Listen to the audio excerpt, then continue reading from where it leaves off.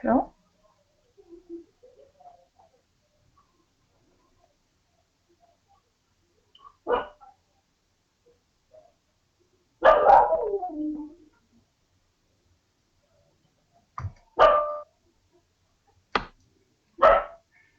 Boa tarde a todos. É um imenso prazer estar aqui mais uma vez, em mais um sábado à tarde, para poder compartilhar um pouquinho do Evangelho do Cristo. E hoje nós estamos aqui, vamos começar a nossa prece e avisando já antes da nossa próxima palestra, a quarta-feira. Será uma palestra diferente, estamos convidando todos, já aproveitando, para essa palestra com Vinícius Lara, que será uma palestra interativa. Então, participem, convidem os amigos, no mesmo horário, às 20 horas, aqui no Zil da Gama, online. Bom? Vamos convidando a todos, então, que possam elevar os pensamentos a Deus. E nesse instante, nos ligando em vibrações de amor, de paz, que possamos entregar os nossos corações nos braços do Cristo. Que deixemos os nossos ouvidos e corações abertos para as palavras do Mestre Jesus. E que, por alguns instantes, nos desliguemos das aflições, das agonias do dia a dia. E permitamos que o Mestre Jesus adentre os nossos corações, nos trazendo um pouco de paz, e que aonde estivermos, estejamos alinhados e, acima de tudo, conectados uns com os outros e com o Mestre Jesus.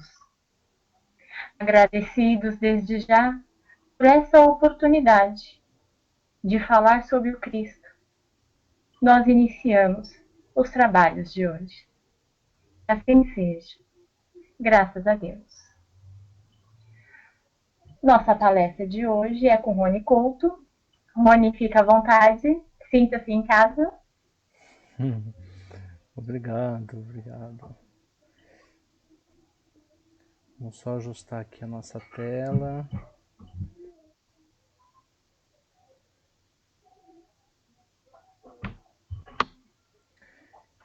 Uma boa tarde para todo mundo.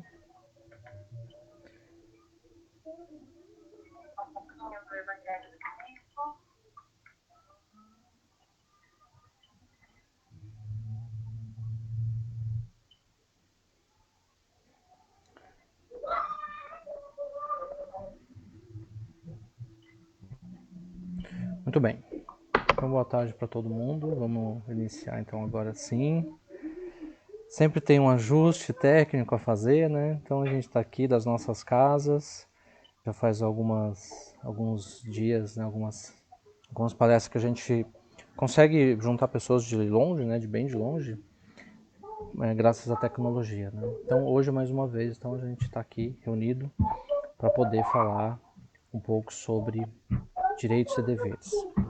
Bom, parte da motivação para essa conversa, ela vem de uma observação na sociedade, né? A gente não tem nenhuma intenção de verdade de analisar o comportamento alheio, de maneira nenhuma, mas a partir de uma situação que não esteja tão tranquila e tão boa, ideal como a gente gostaria, nós poderemos perfeitamente tomar determinados comportamentos como sendo negativos para que a gente analise o próprio comportamento e possa contribuir de alguma forma para que as coisas sejam diferentes. Então, isso nos lembra uma das motivações que Emmanuel que expõe na introdução do livro Paulo e Estevão, ele comenta justamente, ele faz justamente essa reflexão, né? Por que mais um livro sobre Paulo de Tarso? Qual o objetivo? Não havia conhecimento suficiente sobre a vida de Paulo? Havia alguma coisa, alguma novidade nos registros? E aí ele comenta que não, que o objetivo era propor uma reflexão sobre um certo comodismo dos cristãos. Então, mais ou menos nesse sentido, hoje em dia a gente está numa situação bem difícil na sociedade, fazendo com que a gente se perca um pouco na identificação do que nós precisamos fazer e na relação do que nós deveríamos esperar que chegue até nós e que nós costumamos chamar de direitos. Com relação aos direitos, isso a gente sabe lidar muito bem, né? Porque sabemos o que nós precisamos e muitas vezes, de maneira adequada ou não, a gente classifica algo como sendo obrigação de alguém nos conceder, e a gente chama isso de direito. E muitas vezes a nossa reclamação vai ser muito justa, e outras talvez nem tanto. A gente lembra algum tempo atrás, né, alguém ligou para um suporte técnico de uma empresa de software e ela estava reclamando que o software estava avisando que o software não era original, né? Era pirata, né?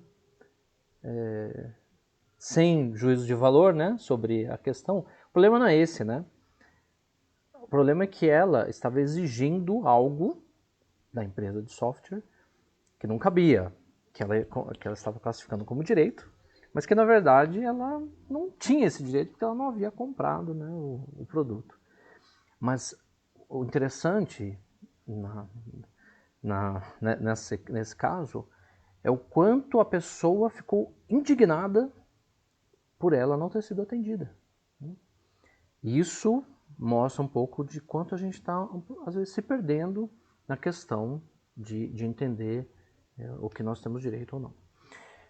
Bom, analisando, pegar minhas anotações aqui, analisando uma ciência humana já antiga e consagrada, que é justamente o direito. Eu estava conversando aqui com uma amiga, por que será que o direito se chama direito e não dever?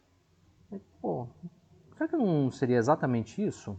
Se a ciência do direito trata daquilo que a gente precisa receber ou daquilo que a gente precisa fazer com relação aos outros e à sociedade.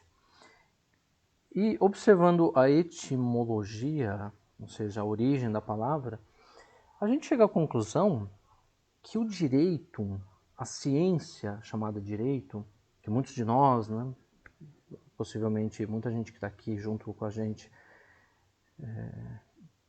seja estudante, né, a gente passa por isso, passa por ele de alguma forma todo o tempo inteiro. A origem da palavra não quer dizer aquilo que a gente tem direito, mas a estar justo, as coisas estarem justas, estarem retas como a balança que a gente tem ilustrando o convite, o cartaz dessa palestra.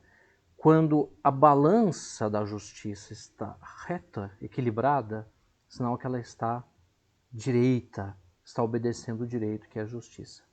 Então, o direito ele tem mais a ver, muito mais a ver com os nossos deveres do que com o nosso direito. E a doutrina espírita não poderia deixar de lado, naturalmente, a questão do direito. E nós temos muitos e interessante material para falar desse assunto, e é isso que a gente vai trazer aqui hoje. Bom, o nosso problema como comunidade e pessoalmente dentro daquilo que cada um vai analisar, o problema é quando a gente compreende com precisão os nossos direitos, mas a gente não entende muito bem os nossos deveres. E a gente pode ter uma certeza, uma premissa muito básica, que a cada direito nós vamos ter um dever associado. A cada concessão, nós temos um dever associado. Então a gente pode pensar num direito que todos nós lembramos e ouvimos o tempo inteiro, sempre quando falamos de Declaração dos Direitos, venha de onde for. O direito à vida. O direito viver é um direito e todos nós vamos concordar com isso, sem nenhuma dúvida. E é uma concessão, viver é uma concessão que não pertence a nós. Nós não manipulamos a vida da maneira como nós manipulamos as coisas, como manipulamos a sociedade, as leis. Nós não manipulamos a vida. É por isso que ela entra até como um direito classificado de universal e que pertence a Deus. Uma vez que a vida exista, há um direito sobre ela que nós, como sociedade, como Estado, como amigos, como familiares, nós temos o dever de manter. E se a gente for pensar nas crianças, né? São muitos os direitos que a gente atribui às crianças, são concessões que as crianças recebem. Ok? Isso está certo? Ou a gente faz algo que não deveria, ou a gente exagera. Qual é, afinal de contas, o limite do direito ou do dever com relação à criança? E a gente pode dizer com muita tranquilidade que a criança ela tem o direito de ter as coisas que ela tem, de experienciar as experiências que a gente classifica como educativas e divertidas, como brincar, por exemplo, a vida, a alimentação, a brincadeira, a casa, a família.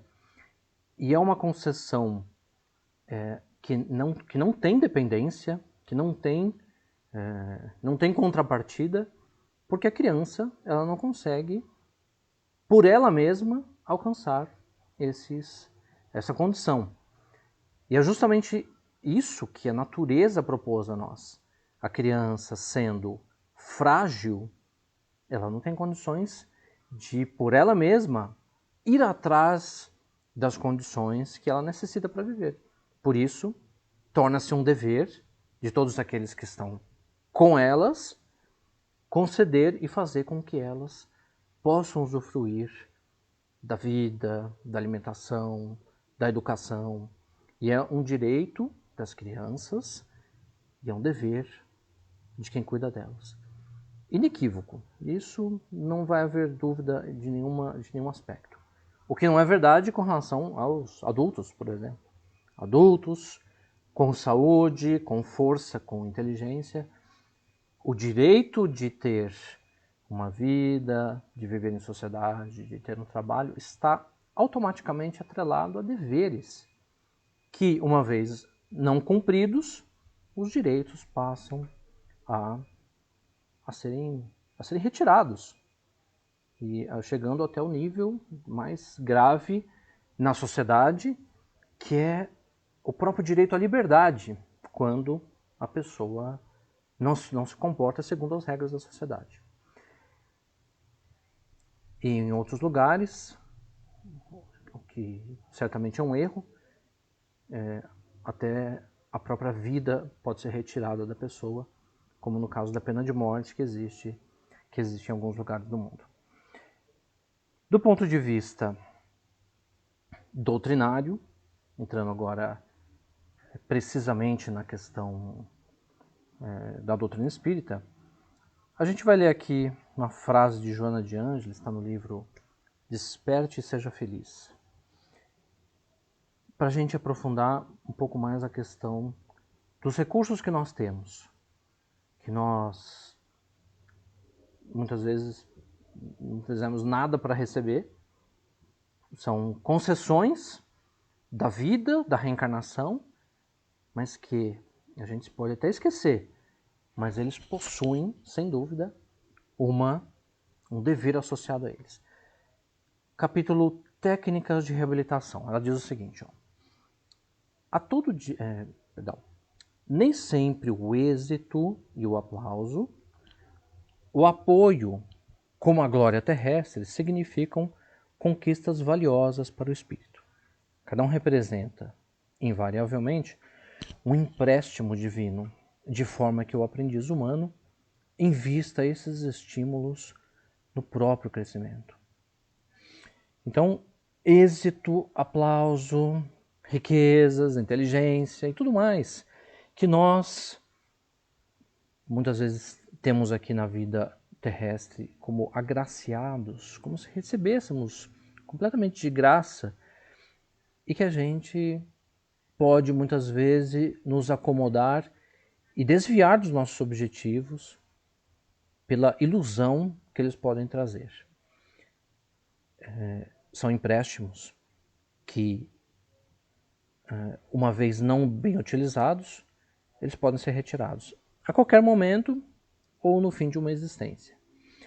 O que não é possível esquecer é que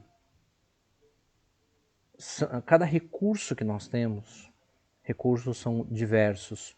A gente pode falar apenas, a gente lembra sempre do dinheiro, né? Mas o dinheiro é apenas um dos recursos que a gente tem.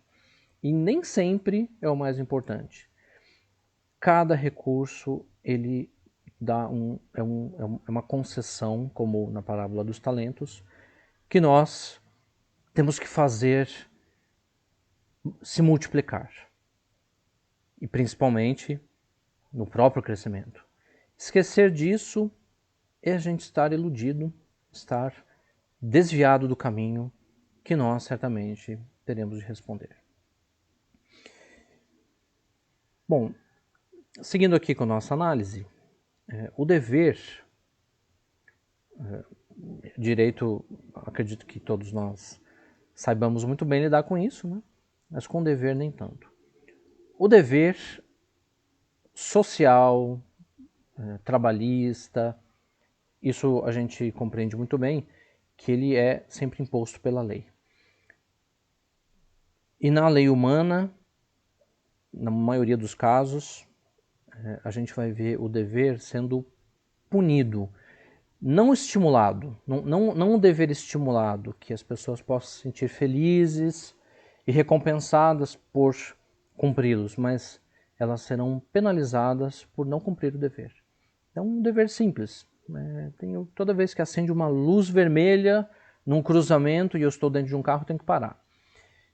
Então, não há em geral, você não tem uma recompensa, uma educação em torno do respeito à lei do trânsito, e sim uma punição. Então, o dever ele passa a ser um fator externo que tenta conduzir a nossa conduta, e nem sempre com muita eficácia. Muitas vezes com baixíssima eficácia, quando a imposição da lei, ela toma o lugar da educação. Então você tem pessoas que respondem socialmente, mas não estão conscientizadas pelo que elas deveriam fazer. No Livro dos Espíritos, o capítulo da Justiça, Amor e Caridade, a gente vai ver que o dever ele tem dois tipos de controle. Existem dois tipos de dever. Um deles é o dever social, que é regulado pela lei, e isso a gente conhece muito bem. O outro diz respeito à consciência. E aí, para a gente entrar nesse assunto, vamos pegar aqui um dos mais belos textos do Evangelho segundo o Espiritismo, e que é do Espírito Lázaro, justamente que fala sobre o dever. Interessante, né, que cada um tem uma relação com o Evangelho, né? Tem uma relação que é ruim, que é quando você, né, dá aquela cutucada na pessoa que está do seu lado e fala assim, ó, tá vendo? E essa relação, ela não é boa, porque a gente está pegando as regras do Evangelho e levando para as outras pessoas, né? que certamente vão precisar, mas essa relação não é boa, porque o Evangelho tem uma relação com nós mesmos, né? Sou eu me colocando, me analisando a respeito do que eu tenho que fazer e do que eu tenho que, em que eu tenho que me melhorar. E nesse sentido, o dever, a ideia do dever, ela sempre teve uma questão, né, chata da obrigação, né? A gente nasce tendo deveres à nossa volta. Então eu tenho que arrumar a casa, arrumar a cama, guardar os meus brinquedos desde criança, eu tenho que fazer os deveres de casa.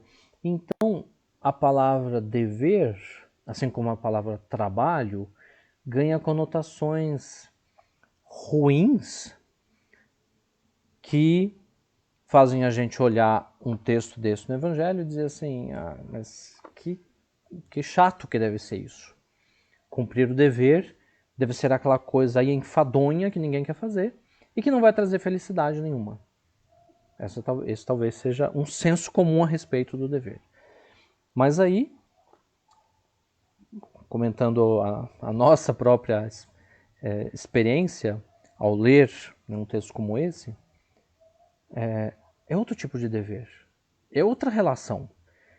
Lázaro consegue aqui nesse texto colocar o que tem de mais sublime que se tem na relação de obrigação da pessoa com Deus e com a sociedade.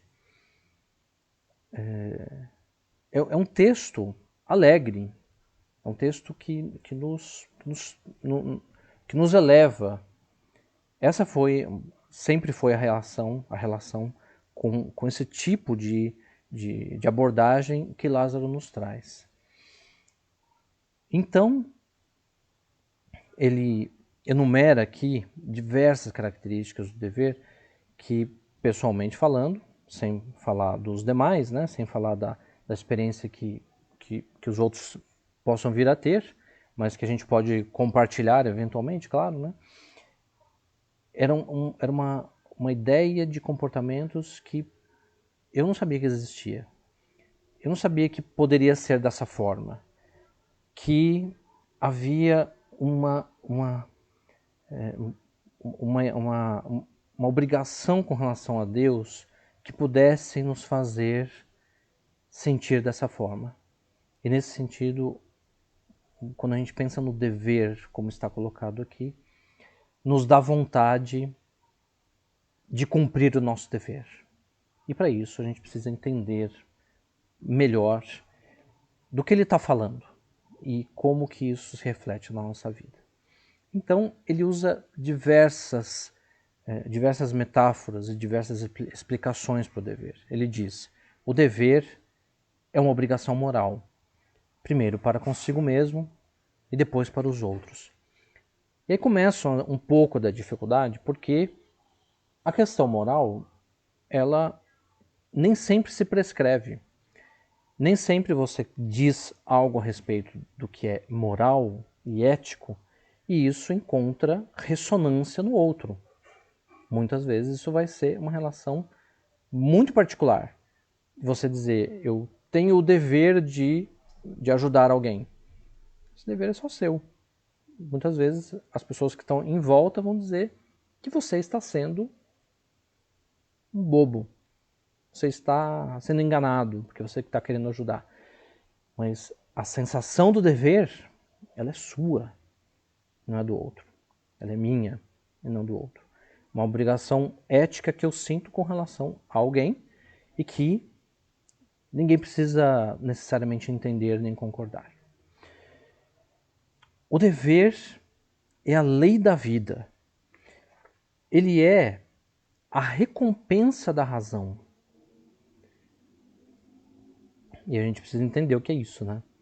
A razão, aquilo que a gente pensa, raciocina muito e tem como resultado a recompensa, o pagamento daquilo que a gente pensa e racionaliza e conclui nos nossos pensamentos,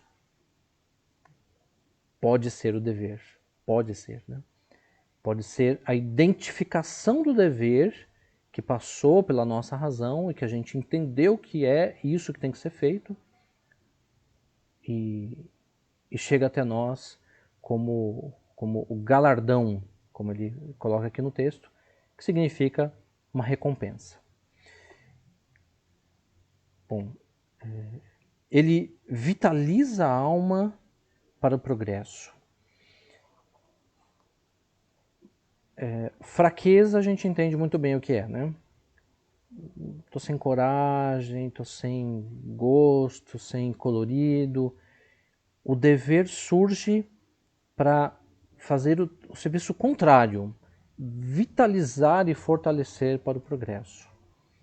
Como dever, que nem sempre está em nós. Nem sempre o dever é cuidar de nós mesmos. Eventualmente o dever é cuidar dos outros, é fazer algo pelos outros. Bom, o dever é o resumo prático de todas as especulações morais. Outra frase que merece ser entendida. Quando a gente está especulando, tô imaginando, né? Será que é assim? Será que é desse jeito? Será que eu devo ajudar? Será que eu devo ligar para a pessoa? Será que eu devo ir no mercado para ajudar a pessoa? Hoje em dia é uma coisa tão simples, mas hoje é bem útil, né? Enfim, das especulações, será que é isso, dos meus pensamentos, das conjecturas morais, o resumo é o dever. E afinal de contas, o que é isso, né? Bom, diz Lázaro no segundo parágrafo. Onde começa? Como é precisamente esse dever? Onde ele começa, onde ele termina, por onde ele passa? Então, vamos lá. Destacando, o dever começa no ponto em que você ameaça a tranquilidade ou a felicidade do próximo e termina no limite em que não desejaria ver transposto em relação a vós mesmos. Certamente que todos nós já ouvimos aquela frase que o seu direito termina onde começa o do outro, né? É a mesma ideia, só que ao invés de falar do direito, fala do dever, fala da visão oposta. Então vamos pensar, né? Você está na sua casa ouvindo música, aliás, né? Tá todo mundo em casa, né? Fica fácil pensar num exemplo como esse. E você está lá ouvindo música e você aumenta um pouco, né? Porque você gosta de música alta. E você aumenta mais um pouco e mais um pouco. Você tem o direito de ouvir música na sua casa? Bom, tem, né? Tem. Mas no momento em que o seu direito começa a extrapolar, a crescer e a incomodar o direito do outro de não ouvir, aí começa o seu dever. Termina o direito e começa o dever. Talvez essa relação seja a mais importante de todas, aonde termina o direito e começa o dever. Porque nós, numa sociedade grande como a nossa, em dias normais, né, a gente entra em contato com dezenas de pessoas, talvez centenas.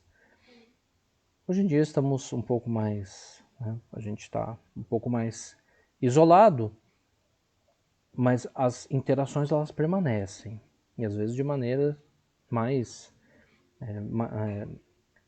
mais arriscadas, né? Como por exemplo a internet, que a gente pode estar se relacionando de maneira ruim com pessoas que a gente nem conhece e que deveria respeitar. E eventualmente isso não está acontecendo. Mas em dias normais a gente encontra, né, centenas de pessoas e por centenas de interações que nós vamos ter, há um direito centrado em nós e há um direito centrado na pessoa. Nosso desafio é saber aonde começa o nosso dever. Porque o nosso direito a gente, erroneamente, vai querer que ele se espalhe, né? Então, por exemplo, eu estou com muita pressa e eu acho que não tem problema nenhum eu dar uma furadinha na fila, né? Ter o direito de ser atendido, de entrar no ônibus, de ir para o caixa do supermercado, são direitos que nos assistem. Mas no momento em que eu tento burlar uma regra social qualquer, meu direito termina e começa a existir um dever. Olha que nós estamos falando, né, e os exemplos são mais simples de entender, de serem expressos nas relações que são quase óbvias.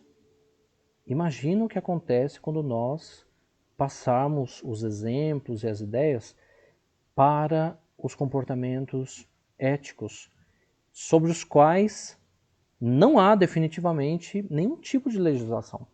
Fora a lei de Deus, não há nenhum tipo de legislação que te obrigue a respeitar o outro, a ficar quieto quando a pessoa está nervosa, te ofendendo. Não há nenhuma legislação a respeito disso. Está muito no campo ético e, portanto, cada um vai ter a sua própria ideia, algumas corretas do ponto de vista ético, outras nem tanto. Seguindo aqui, ele diz o seguinte: o homem, ou a mulher, ou o jovem, ou a criança, ou o velho, que cumpre o seu dever, ama a Deus mais do que as criaturas, e as criaturas mais que a si mesmo. Ele é, ao mesmo tempo, juiz e escravo da sua própria causa. Então, para a gente tentar entender, né, como que ele posiciona o dever. No dever, quem que a gente coloca em primeiro lugar? Deus. Se a gente preferir, a lei de Deus. E depois, quem que a gente coloca depois de Deus? As pessoas, o outro, e depois a gente. Isso lembra algo a Deus, depois o próximo. Amar a Deus sobre todas as coisas e ao próximo como a si mesmo. Parece que a relação é semelhante a isso, porque cumprir um dever moral significa, em última instância, que a gente está amando. Claro que o entendimento sobre o amor pode variar também, diretamente a Deus. Por amor a Deus e respeito às suas leis, eu vou cumprir o meu dever, seja ele qual for. E se eu cumpro o dever, especialmente no campo moral, que sempre diz respeito a outra pessoa, eu estou amando, respeitando o outro mais do que a mim mesmo. O oposto disso, se a gente pensar no oposto disso, a pessoa que ama a si mesma mais do que os outros e mais do que a Deus, é a pessoa perfeitamente egoísta, perfeitamente personalista, e é justamente essa a causa de todas as confusões sociais que a gente vai ter na nossa vida atual. E esse é precisamente o ponto em que a gente precisa conter os nossos ânimos, definitivamente. Quando nós queremos que a nossa verdade, que aliás já é um termo questionável, né? A nossa verdade. Chamar a nossa verdade de verdade é chamar a opinião do outro de mentira, né? Pela lógica básica. Então, quando a gente acha que as nossas verdades, entre aspas, precisam prevalecer, a gente está pensando em quem? No cumprimento do dever que coloca Deus em primeiro lugar. depois as pessoas e depois nós, quando nós queremos que a nossa verdade prevaleça, estamos pensando em Deus, no outro ou em nós mesmos? E aí, um pouco mais para frente aqui no Livro dos Espíritos, a gente vai pensar no pior dos defeitos. Qual é, entre os vícios morais mais radicais, né, como sugeriu Kardec, entre eles orgulho e egoísmo, fora eles, qual é a indicação da inferioridade humana ou espiritual? E os espíritos dizem que é o interesse pessoal. Quando nós invertemos a sequência, o fluxo do dever, fazendo com que o nosso interesse prevaleça sobre todos os demais, não estamos cumprindo o nosso dever ético com relação a Deus e estamos sendo perfeitamente personalistas e estamos com o maior dos indicadores da inferioridade. E da mesma forma, quando nós cumprimos o dever, colocando Deus em primeiro lugar, o próximo em segundo lugar, em último lugar nós, estamos praticando a maior das virtudes, como também nos esclarece a parte do capítulo moral do Livro dos Espíritos, que é a abnegação. A abnegação, como a gente pode pensar na palavra, é se negar, é negar a nós mesmos direitos que eventualmente nós nem temos, até chegar em níveis mais nobres, em que a gente vai oferecer todo o nosso tempo, todas as nossas coisas, toda a nossa inteligência, o nosso afeto, todos aqueles recursos que a gente hoje reclama que são nossos e que a gente precisa receber, nós um dia, abnegados, vamos doar a quem precisa. E a gente precisa de alguma coisa? Não, não precisa. Não precisa de nada. Vamos primeiro pensar nos outros, depois a gente vai pensar em nós mesmos. Bom, talvez a gente esteja pensando que a gente nunca mais vai entrar num metrô, num trem, né? Porque está sempre alguém necessitado atrás de nós, né? Mas essa é uma forma um pouco equivocada de pensar nisso, né? Porque o interesse, a organização social, ela se faz com justiça também. Então, se você está numa fila, basta respeitar a fila. Se você está esperando com que a porta do ônibus ou do trem ou do avião abra para você entrar e é a sua vez, você entra tranquilamente. Se existe um único pão para comer e um monte de gente, a gente pode dividir o pão, dividir a nossa comida, a nossa refeição, podemos dividir. Não há necessidade da gente anular a nossa personalidade, mas abrir mão de direitos que nós eventualmente nem temos, essa vai ser sempre uma atitude de abnegação. Muito bem. Vejamos aqui então no Evangelho, aliás, no Livro dos Espíritos, capítulo Justiça, Amor e Caridade. Interessante que na análise moral que Kardec faz, ele não separou justiça do amor e da caridade. Não é possível separar.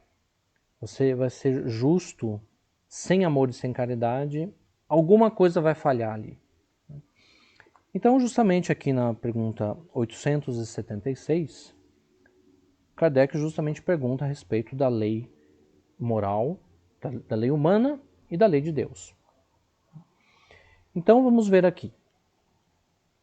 Fora o que está estabelecido pela lei humana, que a gente já sabe que nem sempre é justo, Aliás, né, em certos aspectos, a lei humana está léguas ou quilômetros, né, para deixar mais fácil, de distância da justiça. Não é justa. Nós vivemos numa sociedade que é injusta. Mas como nos lembrou, como nos lembra Haroldo Dutra, né, em suas palestras, o mundo está cheio de injustiças, mas não tem nenhum injustiçado, porque a vida nos conduz para o aprendizado que nasce das consequências daquilo que a gente faz. Então, fora a questão da lei humana, qual é a base da justiça segundo a lei de Deus?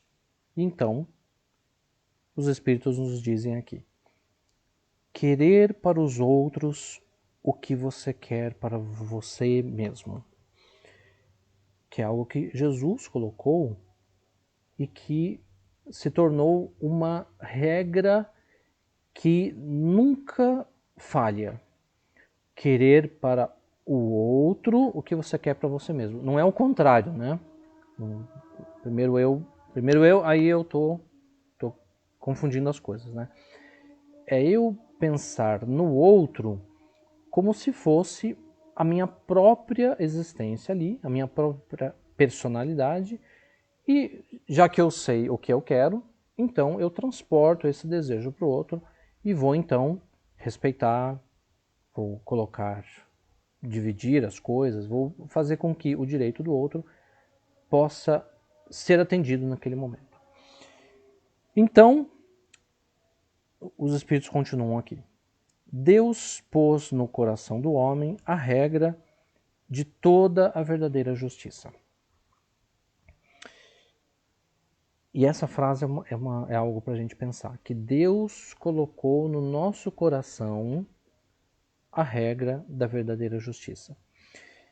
Vejam que nós temos na consciência toda a lei de Deus. Dessa forma, toda relação que existe com outra pessoa vai estar pautada segundo a lei de Deus, que vai nos trazer conforto quando nós fizermos o bem e vai nos trazer desconforto e sofrimento quando ela estiver em desacordo com a lei de Deus e, portanto, será um mal.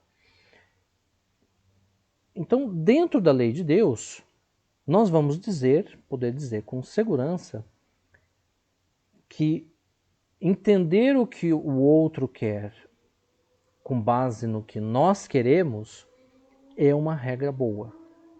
E aí Kardec faz um comentário aqui que é muito eu diria assim que da mesma forma que o dever, da mesmíssima forma, a primeira vez que a gente atentou para isso, porque às vezes a gente lê e não está lendo direito, não está prestando atenção, né? Mas quando a gente lê com profundidade, com reflexão, a primeira vez eu achei isso aqui encantador a ponto de fazer a gente ficar pensando.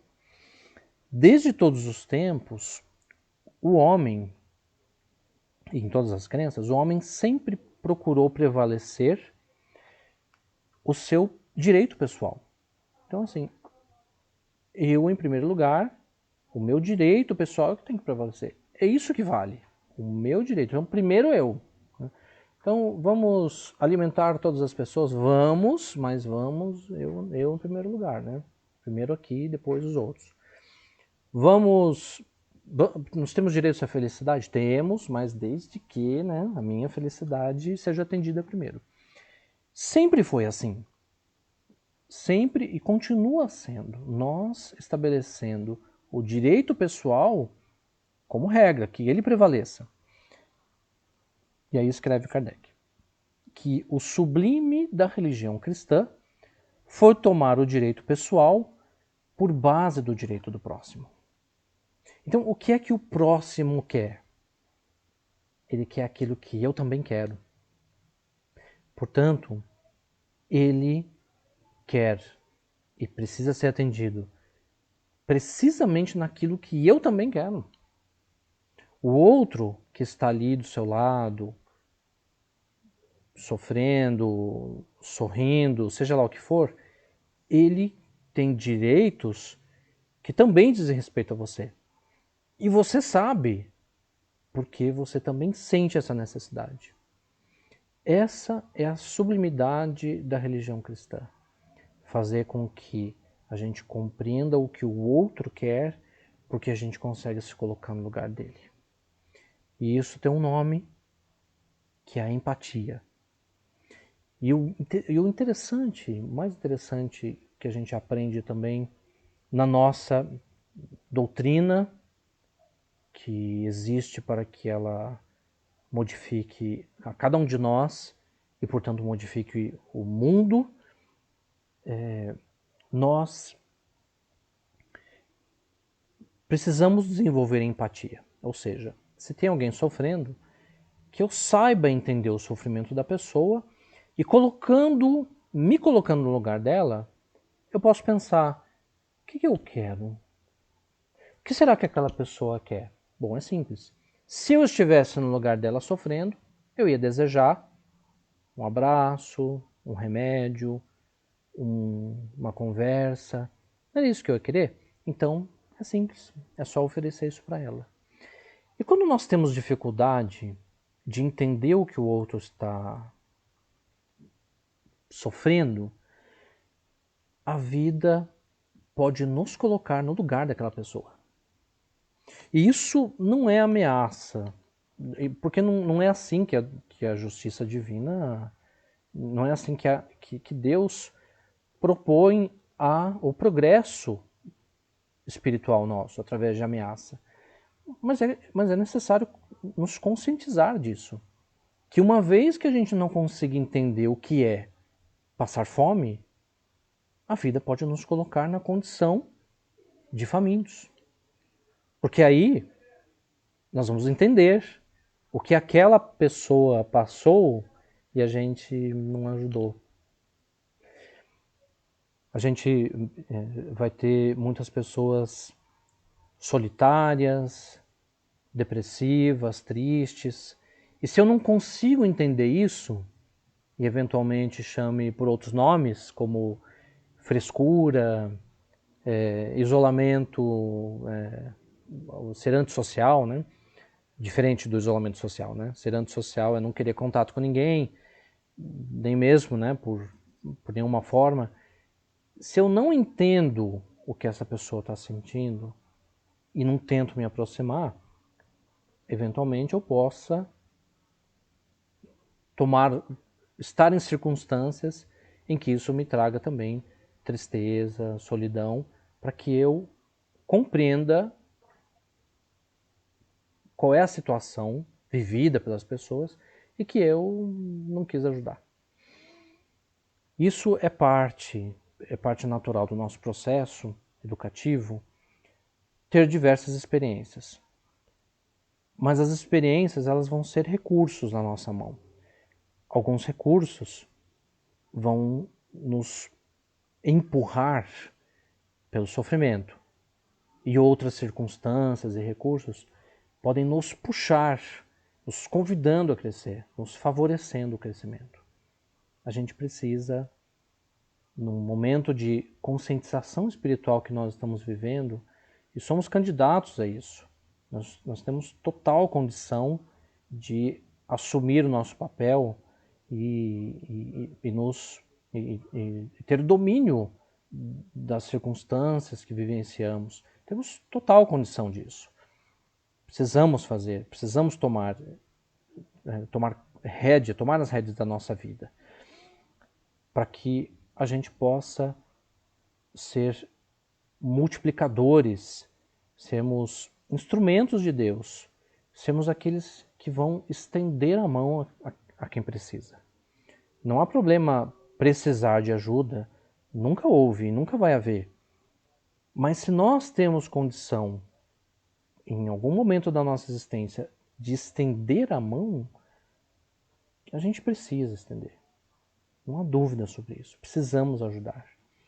Está no empréstimo divino esse momento em que a gente pode espalhar a luz que vem de cima e que também está nos iluminando. Amar a Deus sobre todas as coisas e ao próximo como a si mesmo. Cumprir o dever vai significar que a gente ama a Deus. Eventualmente, nós vamos ficar sozinhos, porque as pessoas não perceberam qual é o dever e elas estão pensando em si mesmas. E nesse momento, eventualmente, nós vamos ficar sozinhos. E não há problema, porque em alguns momentos o nosso compromisso não é com relação ao que está estabelecido, e sim com relação à lei de Deus que a gente já aprendeu a cultivar e a entender.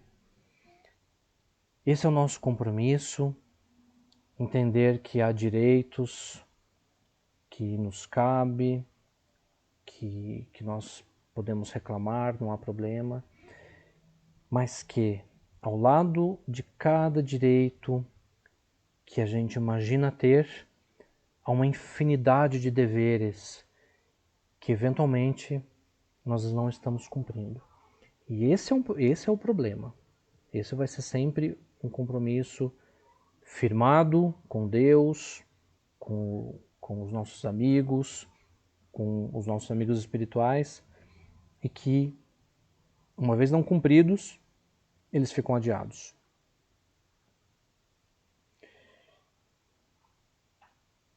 Não podemos ter certeza nesse momento se há tempo a perder, né? Com tanta coisa que acontece no nosso mundo hoje, talvez não seja o momento de ter dúvidas. Conforme nos esclareceu Lázaro nesse texto, de todas as especulações, tudo que a gente está pensando, será que eu devo, será que eu vou, será que eu não vou? De todas as especulações, se vai ter tempo, se não vai, se é hora, se não é hora, o resumo de tudo é o dever que a gente tem que assumir, cada um assumir o seu, e então agarrar o trabalho e seguir em frente. Obrigado a todos pela participação. Estou aqui me olhando aqui do lado também. E ficamos muito felizes em poder, mais uma vez, estudar, refletir e estar aqui, mais uma vez, com essa grande corrente que todos os dias, toda quarta, todo sábado, todos os estudos, a gente sente que, apesar da distância, estamos todos juntos. Muito obrigado, um grande abraço, um grande beijo a todos.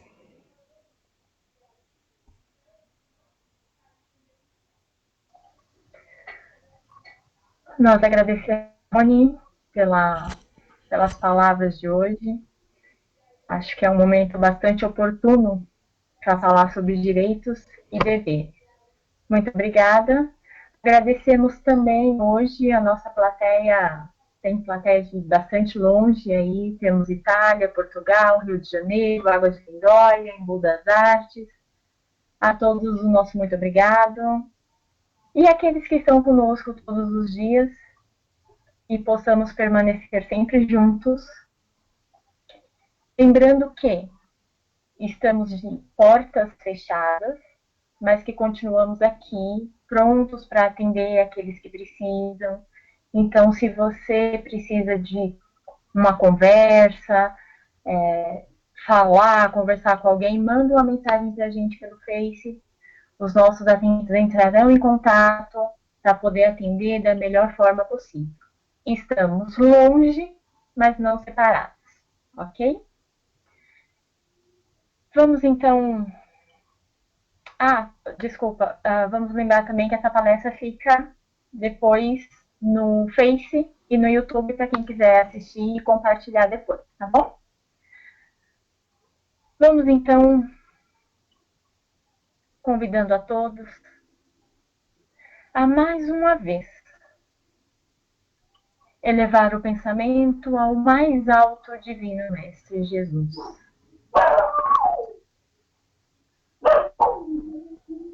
Agradecendo a Deus nosso Pai pela oportunidade bendita de nos reunirmos através do amor. Agradecendo a Deus pela oportunidade bendita da vida. E que sejamos merecedores dessa oportunidade, trabalhando uns pelos outros, cumprindo os nossos deveres para que os direitos dos mais fracos possam ser permanecidos, garantidos.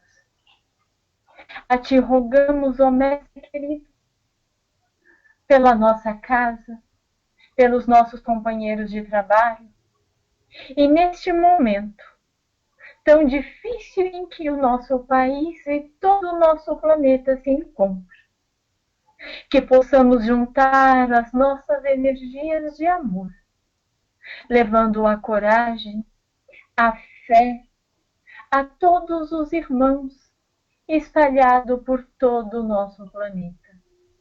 Que as bênçãos de Deus se derramem sobre todos os irmãos, o mais longe que estiver, e que juntos, com a fé, possamos ter a certeza de que logo teremos um mundo ainda melhor. Teremos um mundo de amor, de fé, onde possamos nos reencontrar, valorizando a vida, valorizando o outro, valorizando o amor bendito. E é nessa certeza e agradecidos que estamos que encerramos o Evangelho de hoje. Que assim seja. Graças a Deus. Até quarta-feira, todos aqui às 20 horas, para participar da nossa palestra. Grande abraço.